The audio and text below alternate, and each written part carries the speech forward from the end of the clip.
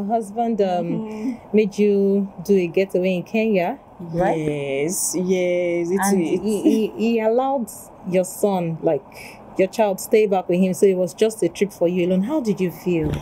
It was amazing, honestly, but at the same time, I was missing them. But you know, having a getaway and you don't have to think about George, my son, my waking up to take care of the family. It was a full relaxation for me, honestly. A few people said, why will you say the wife alone to Kenya? There are men in Kenya that will snatch your wife, they will knock your wife, they will fuck your wife. To me, I wish I had married earlier. Because if I had married earlier, my wife is someone that pushes you. She pushes me to do great things, to do good things. And I wish I had met her earlier and married earlier. We would have left the stage we are now. And I see her wake up, especially when we had our son, wake up every morning to take care of him. She had to go through cesarean section to have our baby. And I just felt like, see, this woman needs to be appreciated more. I have to put her out there and let people see what she's doing and what she has done for me as a man, as a family man, as a husband. I would say this, the time I met her, I was in between jobs. That was when we first met initially. I was in between jobs. I was working in a media company at first. Then something happened, I had to leave. So I was in between jobs and I started writing online, doing ghost writing for people. And then my laptop spoiled. When she saw that, she just sent money to me. I could get a new laptop. I was like, no woman, no leader has ever done this to me before. And I felt loved, I felt appreciated, I felt needed. And then from that point onward, it was like, see, I just have to make sure that this woman is happy.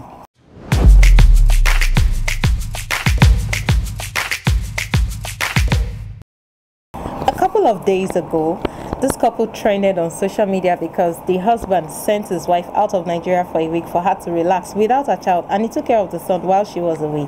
Well, we jumped on it and decided to visit them.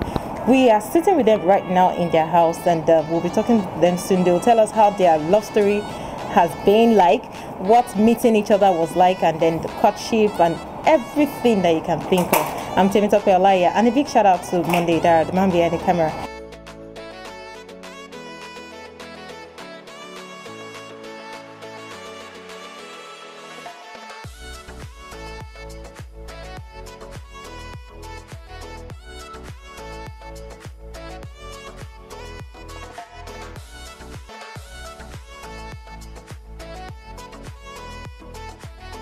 Good morning. My name is Titilope. All right. Nice meeting you, Mrs. Titilope Adibusui. Okay, so now you were in the news a couple of days or weeks ago. I see myself trending and I'm like, oh God, what is this? Yeah, and it was actually cool. Your husband made you do a getaway in Kenya, right? Yes. And he allowed your son, like, not even where we intend to be yet, but it's been amazing because I won't deny the grace of God in my life. I have a very caring husband and we communicate a lot. He's dedicated, he's hardworking, and I just bless God. I wasn't expecting the tweet to go viral. okay. I just posted it out there, you know, for people to understand that because most ladies nowadays don't want to grow with someone, and then I've seen a lot of, there are few people that want to grow, but there are some people that don't want to grow, they just want the ready-made. So I just put it out there for people who are contemplating in between, should I settle for this guy or should I go with someone else, to have like a buffer for their thoughts. Okay, so it was you saying you sent your wife out on a trip outside of Nigeria for a week. Are you trying to say it was to encourage men and also probably women too? Yes, encourage both parties, men to take that leap of faith, because there are things that you need to do in life when it's time to do it, and if you don't do it, at the end of the day you get set back. You may not really think it's a setback, but then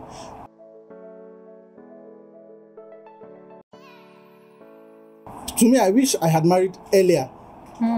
Because if I had married earlier, my wife is someone that pushes you. She pushes me to do great things, to do good things. And I wish I had met her earlier and married earlier. We would have left the stage we are now. So I just feel like, as men, if you feel like you are ready to take that leap, please do it, regardless of your income. Just make sure that you are not overbearing your income with unnecessary expenses. That's just... Wait, before you got married, what was your life like? and then being married? Because I know a lot of women complain about the transitioning from being a single person and then all of a sudden you have a whole lot of responsibilities. I wouldn't say there is much different though, because I have a supporting husband, and at the same time, while we were still courting, we communicate a lot.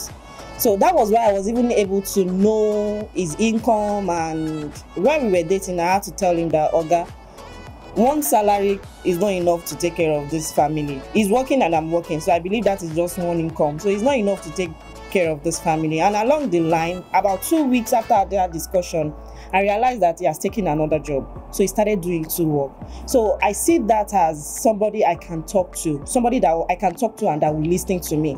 So that was what really prompts me saying yes to his engagement. And since then, we've been working very hard to make things really okay for us.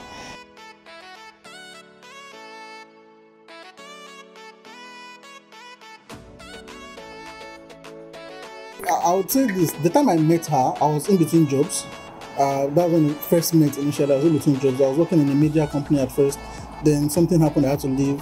So I was in between jobs. Then I started writing online, doing ghostwriting for people. And then my laptop spoiled.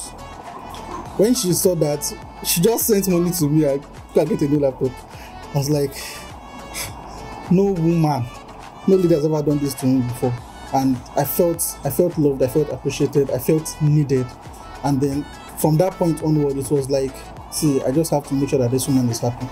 And then when the opportunity came for her to go to Kenya, I just embraced it with both hands. It was not like I didn't have to spend the entire cost of the normal trip to Kenya, because it was a sponsored trip as well. So we just had to I just had to add little money to make sure that the trip goes through. And then when the opportunity came, I just felt like, see, go and have fun.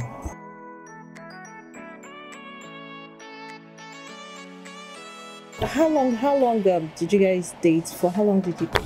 We did it for a year before we settled for marriage. We did it for a year. So he even proposed to me in February, and we got married in November. So you can see that's about 7 to 8 months interval before our wedding. Yes. Wow, that's interesting. So tell me, this your trip to Kenya, did a whole lot of women want to be like you? Like, have the opportunity to, just stay away from the family and relax. Did you have anything to do with it, or was it the one that brought it all up, like a surprise package or something, or it's been something on your to-do list? That is my mission board over there. Okay. And in that my mission board, I have some things stated there, like a trip for me that I want to go through. And if you look at it, Kenya is the first on that trip. Wow. I have Kenya, I have Dubai, I have some country there. I even have a Eco Hotel Atlantic, because I've not been there. I have Rufus Abbey, I've not been there. So I just listed them there, and it's like God is working with my plan. And Kenya is my first trip on that to-do list. I knew it was something that I want, yes, that you've always wanted, and then exactly. So when it happened, like, did you know at any point that I was planning it, or it just came as a total surprise? At a point, I get to know about it. So, but when I get to know about it, what it was still surprise. Yes. What was your reaction that moment? Like, what? You're actually planning this? I just wrote it down. I was happy, and again, I was looking at our income. That wait, Oga, are you sure that you really want to do this? Like, do we have the money to really do this now? But I was like, let's just go ahead. And like, okay, so far it's for me, and I'm going to. It would have been more fun if we go together, but because we realized the income isn't really there yet, and he explained to me that even if he goes with me, it will break his purpose of allowing me to go alone. And I'm like, wow, yeah, this is awesome. As a mother now, like having to be away from your son, how did you feel about that? Yes, tell us. To be honest, it was it's just a year and a few months. Okay. So, and I'm still breastfeeding when I left. So I was in between. Should I just use this opportunity to stop breastfeeding, or when I come back I should continue?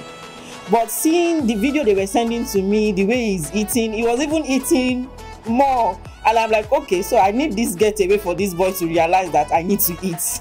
Wow. I need to eat. So he's eating more, and I'm like, okay, I'm happy. So when I return, I didn't even bother to introduce the breast to him. And he didn't even do as if he even see the breast in the first place. So I'm like, okay, this is win-win. So we just decided to give him more food and milk, and he's doing well. So, is there any other thing you'd like to tell us? Do you also have any surprise? Okay, maybe because your husband is here, but is there something you're working on? You may not tell us explicitly what it is, but are you also trying to retaliate because, you know, a good turn deserves another? Exactly, because the family has been growing with gift and appreciation, and that is part of what is keeping, because we know that we love this. My partner is somebody that embraces surprise, and I'm also somebody that loves surprise. So definitely I will retaliate. So we should watch this space. I will. And I hope that yours would even be better than his, and it make headlines. Amen. let me just make one, eat it one big. You know, I'm into real estate too. So when I get my commission, I have something for him. You have something for him. Okay, all right. And I hope he gets to appreciate that. What's my plan? I saw the emails. Okay, someone got busted. Don't worry. I'll go and change my password.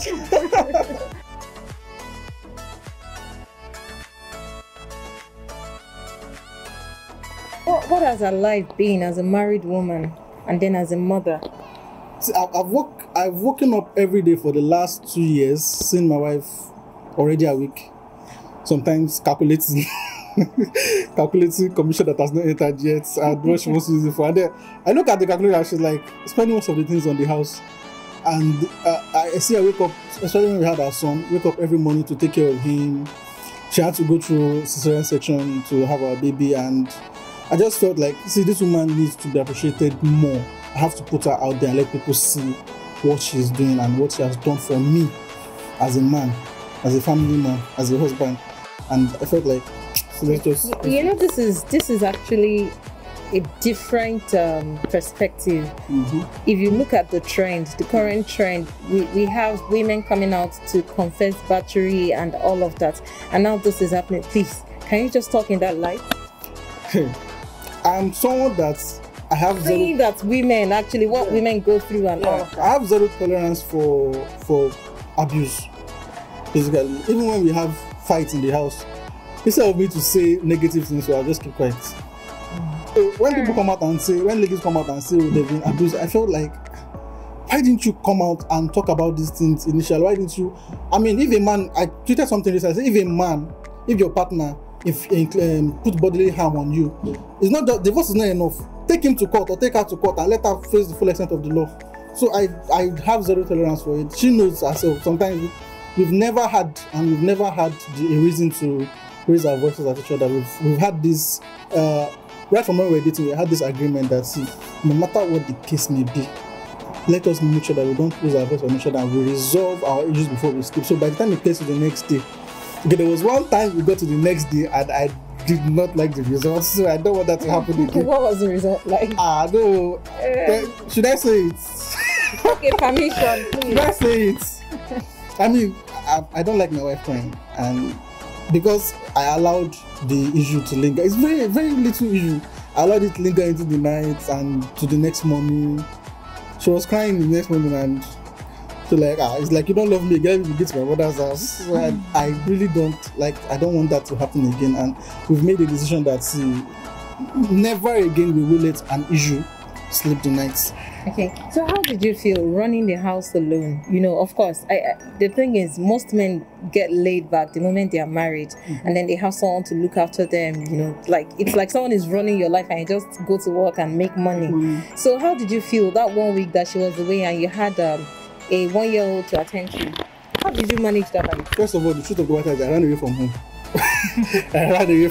I went to our in-laws' house with the son because she has 2 children already, and her husband was also around. So she will take care of him while I go to work, because and you're also staying there? Yeah, I stayed there. Sometimes I come back home. I just come home, sleep, wake up, go back to work the next morning, and I don't really go. Maybe I'll cook noodles and then wash my plates, and that was all. But the truth of the matter is that 1 week was also a time for me to reflect on a lot of things and how we can take this family forward. And then when she came back, we had to talk about it and how the way forward for our family after this seemingly positive breakthrough for us in social media space. And then, so for me, right from time, I've not been a laid back person. I do help out a lot in the house when I have the opportunity to, and when I am not too tired, because sometimes I get back from work 10 o'clock in the night, and so I help out quite a lot in the house. So okay. It wasn't. So now let me take you back to the social media space. You know the way Nigerians are. We have a lot of trolls, and then I'm sure your post got quite a number of reactions. At least for us to even be here, it got quite a number of reactions. So did you at any point get any negative review about sending your wife out and then doing the work? Because you know, in this particular time, people feel that most people feel that men should always be the one like dishing out the rules and then leaving women to just take over and do whatever it is that they can do. So first like of all, servitude. Yeah. First of all, the woman who owns the house. If you are a man and you're watching this, just know this and know peace. The woman owns the house. Don't bother struggling with her with it. Just make sure you do your own role as a provider. Provide and let her do the running of the house. You shouldn't be tussling. You shouldn't be tussling with power. That's right. You shouldn't be tussling power with your wife. It's absolutely not right. And the trolls. A few people said, why will you say the wife alone to Kenya? There are men in Kenya that will snatch your wife. They will knock your wife. Am I okay to use foul? Yes. They will fuck your wife out of there.